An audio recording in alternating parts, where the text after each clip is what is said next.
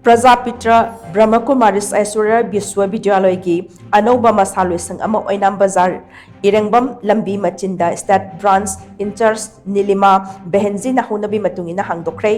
थौरमदुगा मरी लेनेना NILIMA VEHENJI high Manipur थेंगनरिबा लान असिना मरम ओइरगा मियोई कया पुकनिंग वाखल लाइताबा ngamdana lainariba asna khunai asida achauba khudong chadaba ma ohelakle masibu khandananaba amadi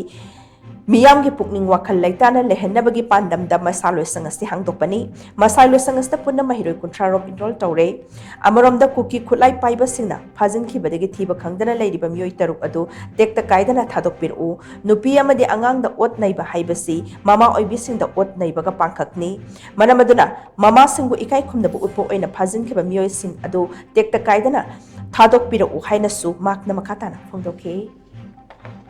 Pariba Mokhoidusu akena Brahma Kumaris ki maiketagi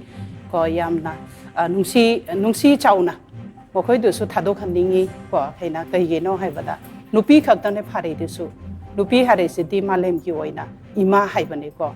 adi malem ima hainare ne haba nupi da torture tauba nupi da nungai taba piba harese taseina haibadadi asise yamna chauba torture ka oi haba